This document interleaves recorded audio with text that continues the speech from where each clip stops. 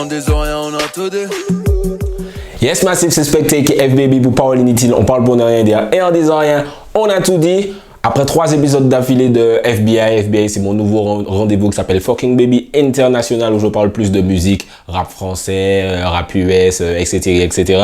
On revient pour Parole Inutile. Parole Inutile, c'est surtout le local du coup. Et aujourd'hui, on va parler de la libération de Young Cheng MC. 7 ans après, beaucoup d'entre vous m'ont demandé d'en parler, même s'il n'a pas encore sorti de son depuis sa libération. Mais du coup, vous m'avez demandé un épisode, je me suis dit, pourquoi pas. Donc, c'est parti. Comme vous pouvez le voir normalement sur l'écran, vous voyez la playlist Inutile qui est en train de jouer, donc n'hésitez pas à check ça, je vous mets le lien dans les commentaires. Donc il y a des nouveaux morceaux entiers à check dessus, Kima, La Skis, Mercenaire, tout ça, Meryl avec le Juice, Yanis Odua qui a sorti un nouveau morceau, d'ailleurs que j'ai interviewé il y a pas longtemps, donc je vous invite à checker ça. N'hésitez pas à checker ça, la playlist Inutile, mais tout de suite c'est parti, on parle de Young Cheng MC. Donc on va réexpliquer les faits. Il a été emprisonné pour des faits graves liés à du trafic de drogue. Donc il a pris 7 ans. Il a été emprisonné en 2013. Je crois qu'il a pris moins que ça, ou plus, mais il avait déjà purgé une partie de sa peine. Bon, je ne sais pas exactement. Mais en tout cas, je crois qu'il a été emprisonné en 2013 et il est ressorti en 2020.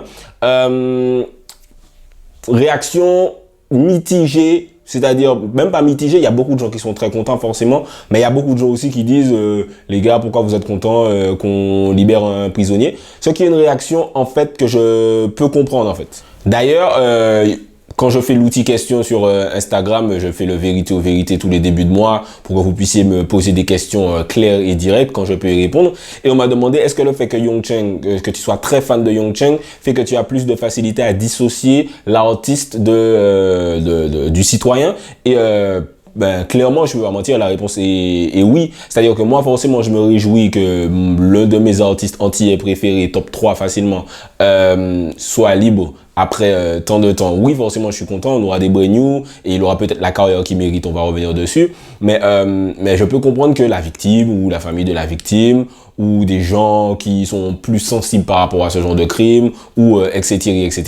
ne puissent pas pardonner. Entre guillemets, c'est-à-dire que je peux totalement me mettre à leur place et me dire que je n'aurais pas pardonné non plus. Donc, moi, autant je me réjouis de sa libération, autant je dis pour aux gens qui ne se réjouissent pas, réjouissez-vous. Tu vois, je ne suis pas du tout dans cette logique-là. La musique crée un lien qu'on ne peut pas nier et qui peut nous faire noyer nos principes selon la proximité qu'on a avec l'artiste ou l'affection qu'on a pour sa musique. Vybz Kartel, je vois personne dire il a tué des gens donc j'écoute plus. Personne n'a dit ça, littéralement personne aux Antilles en tout cas. Chris Brown, il y a eu un blocus sur sa musique à un moment, mais c'est passé. Tu vois, par rapport à ce qu'il a fait avec Rihanna, qui est très grave, on condamne totalement les violences sur les femmes et les violences faites sur les gens en général. Sur les femmes, forcément, comme on est dans une société patriarcale, etc. Donc, les femmes ont du mal à faire valoir leurs droits et leur égalité. Donc, quand t'as un Chris Brown qui tabasse Rihanna, que t'as des photos en plus de son visage défiguré et que malgré ça, il continue à avoir une carrière, je peux comprendre que les féministes soient assez vexes par rapport à ça. Mais la réalité des faits est que Vybz Kartel et Chris Brown, on les a pas vraiment cancel, tu vois. Moi, je vais parler de mon expérience personnelle. J'ai cancel R. Kelly parce que R. Kelly, non seulement il plaide pas coupable, il avoue pas, le gars il urine sur des mineurs, il s'est marié avec Ali il y avait 15 ans, combien d'autres meufs, etc. Et en plus, il avoue pas. Et c'est récemment là qu'il a été emprisonné après, frère, des quinzaines d'années. Les gens ont attendu le documentaire Survive R. Kelly. Et frère, quand j'étais au collège, on savait déjà qu'R. Kelly c'était un pédophile qui pissait sur les gens. Et on a pris beaucoup de temps pour le cancel. Donc, ça m'arrive de cancel des gens, mais c'est à géométrie variable. Tu peux pas dire, moi, je suis comme ça et je cancel les gens. Par exemple, il y a l'exemple Tory Lanez actuellement avec la situation avec Megan Thee Stallion. De base, tu as envie de te dire, je le cancel parce que tel truc, violence faite aux femmes. Après, tu apprends un petit peu de l'histoire, tu te dis, est-ce que je le cancel vraiment? Tu sais pas. Donc, c'est à géométrie variable.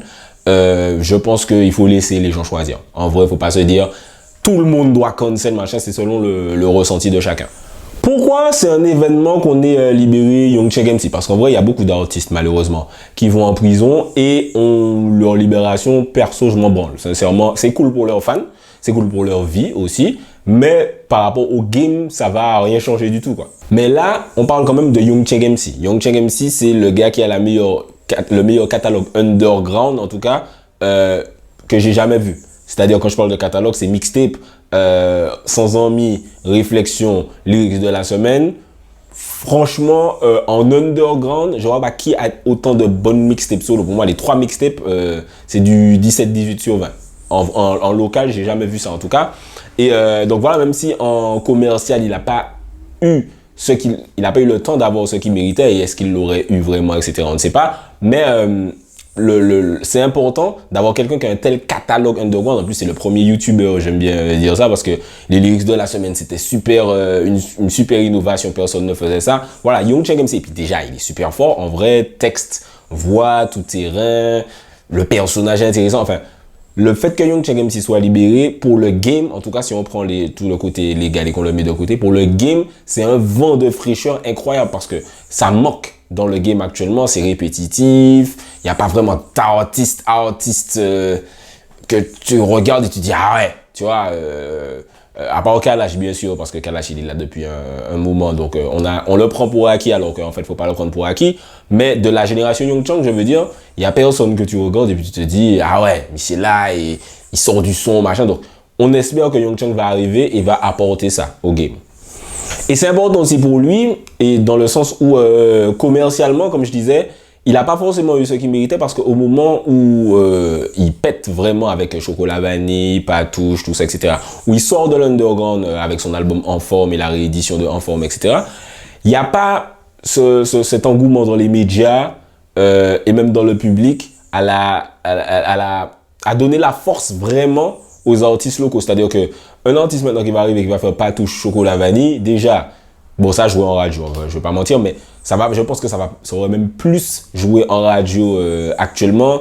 Et puis un gars qui fait des hits comme ça, qui a une grosse fanbase comme ça, je pense que ça aurait streamé, même si on sait qu'aux Antilles, le stream c'est compliqué, ça aurait streamé plus que la moyenne.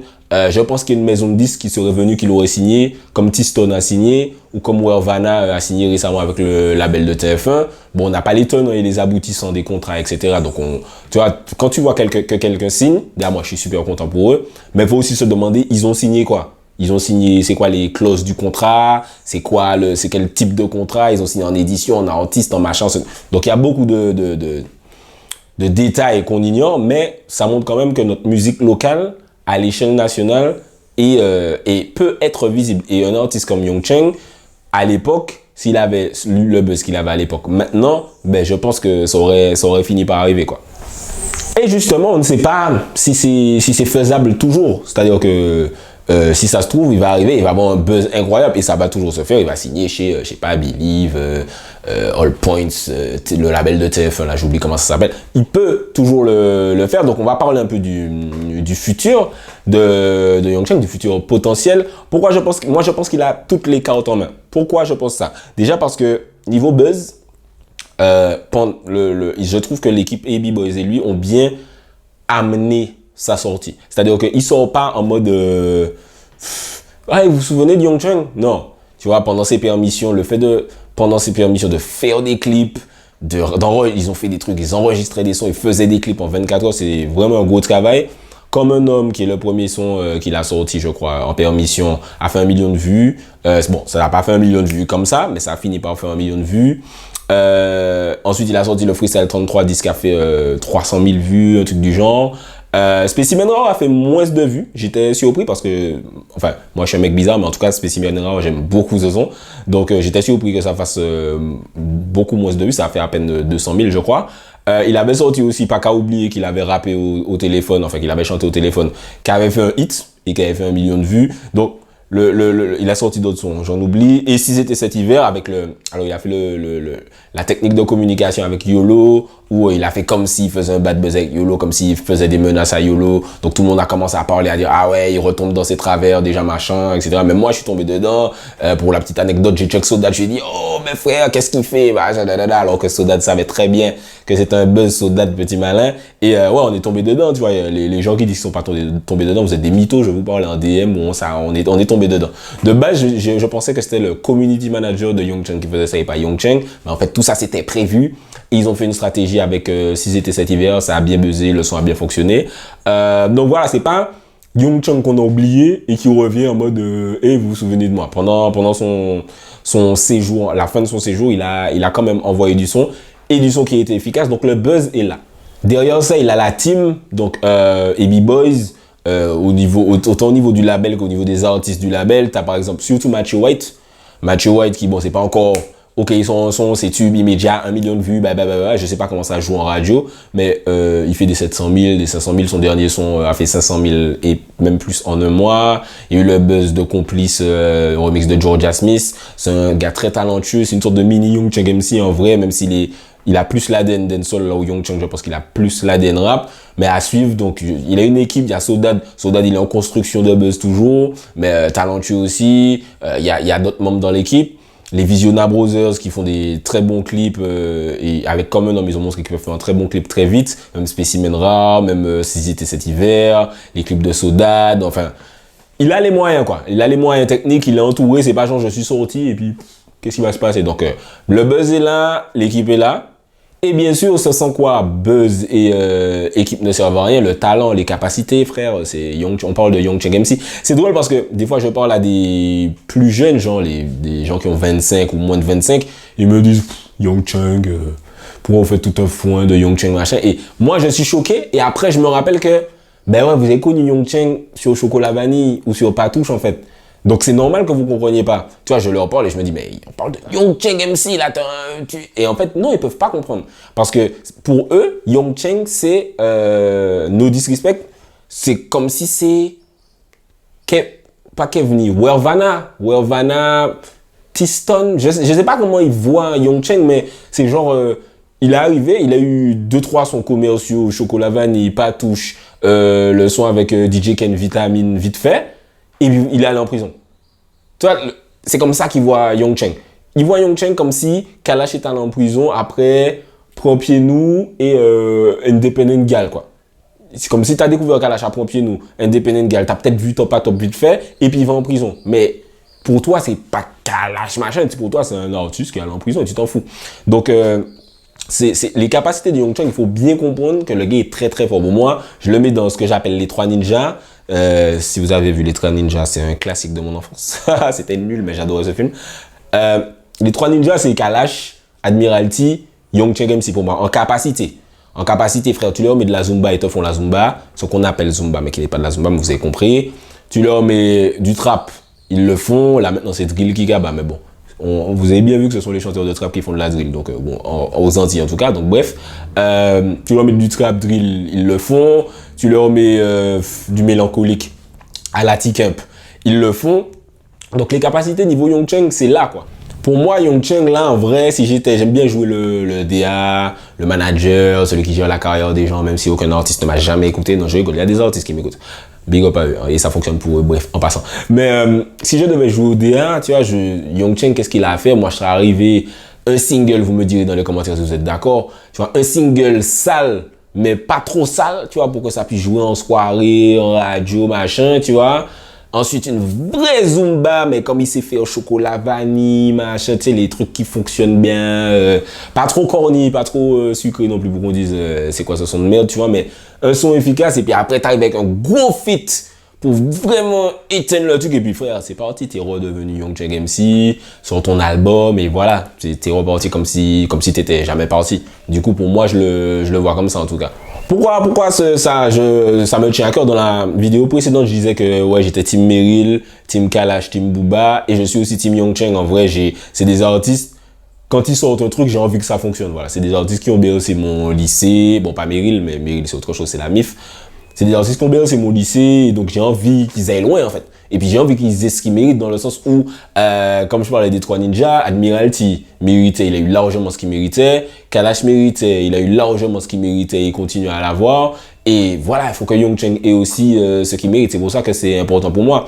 D'ailleurs, là, il y a la comparaison stupide que j'ai vue sur Twitter et qu'il y a beaucoup de gens qui aiment avoir. Bon, après, c'est le chauvinisme. On est chauvin en Martinique, les Guadeloupéens sont chauvins aussi. Comme les Antilles, entre nous, on est chauvins. C'est-à-dire que par rapport à l'extérieur. Mais il y a beaucoup de gens qui disent, ouais, si Young Chang n'était pas en prison, il serait à la place de Kalash, même plus loin. Les gars, déjà, ça m'énerve autant que les gens qui disent que si Biggie était pas mort, Jay-Z ne serait pas là. Est-ce que t'es médium? 2, tu connais pas la carrière des gens, ça se voit en fait que t'es un minot qui parle de trucs mais qui maîtrise pas. Les gars, Kalash c'est un produit, c'est quasiment le Terminator de la musique. C'est-à-dire que, frère, les meufs aiment voir le gars a la voix, le gars a compris que, frère, dans la musique, il faut parler de quelque chose parce que dire que t'es fort pendant 10 ans dans des sons, ok, tout le monde va se branler dessus, waouh, il est technique, nanana, mais tu vas rien vendre, frère. Tu vois, c'était un produit qui devait fonctionner. C'est-à-dire qu'il a fait ce qu'il fallait, il a le talent, machin, mais ça devait fonctionner. Il s'était bien entouré, il a su avoir l'équipe qu'il fallait quand il fallait avoir. Mais tu peux pas dire telle personne serait à la place de Kalash, en fait. Parce que tu sais pas ce que la personne aurait fait, quels sont la... Genre, tu sais quels sont Young Chang aurait sorti. C'est les mêmes gens qui disent, oui, Kérozen mérite d'être là au Kalash. Et si Kérozen mérite d'être là au Kalash, et Kérozen serait là au Kalash, et en vrai, tu vois ce que je veux te dire? Parce que ce que tu as ce que tu mérites, frère. Comme Meryl dit, on finira avec tout ce qu'on a mérité, tu vois. Ou bien Booba dit, j'ai qu'est-ce que je mérite, trouve pas ça dommage. Frère, si tu mérites, tu as. Donc Young Chang, c'est un artiste, tu vois, avant son incarcération, il n'était pas en mode je suis en train d'exploser, tu vois, parce que c'était compliqué cette période-là. Il n'y avait pas de stream, il n'y avait pas de signature, les médias ne jouaient pas forcément le jeu. Donc, faut arrêter les comparaisons stupides, frère. Chaque artiste fait son travail, le mec tube, comme on dit. Mais Young Chang, c'est un gars qui mérite et ben voilà, quand il va sortir des 11, faudrait être là, faudra streamer, faudra partager, faudra pas faire les gars qui disaient ouais, faut qu'il est, et puis quand il est là, vous allez pas streamer, vous allez pas streamer, vous allez pas acheter des albums, etc., etc. Acheter en digital, on va pas acheter des albums en physique, on est en 2020, merde.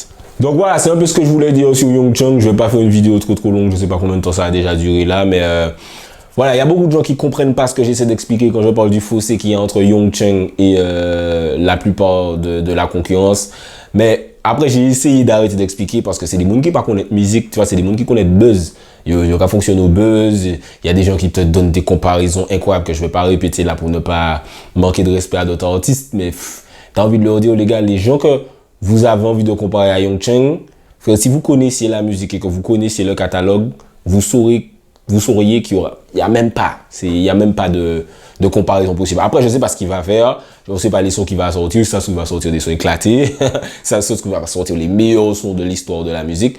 Mais le potentiel, si on se base sur le passé, le potentiel est là. Donc, on attend de voir. N'hésitez pas à me dire dans les commentaires ce que vous attendez de la part de Young Chang, ce que vous pensez de sa libération, ce que vous pensez qu'il devrait faire, ce que vous attendez de lui en grosso modo. N'hésitez pas à vous abonner à la chaîne YouTube, à me suivre sur les réseaux parce qu'on lance beaucoup les débats dessus, surtout sur Instagram et Twitter. Donc voilà, on espère que vous avez kiffé le travail là. Les abonnés commencent à monter de plus en plus, ça me fait plaisir. Je parle sur les réseaux sociaux et même sur la chaîne YouTube. Donc voilà, continuez à vous abonner, continuez à consommer les artistes locaux, allez écouter la playlist inutile, j'espère qu'elle joue toujours. Merde, c'est la pub, putain de merde, ça me grave quand ça fait ça. En tout cas, c'était Spectre pour Parole Inutile. On parle pour ne rien dire et en disant rien, on a tout dit. On des oreilles, on a tout dit.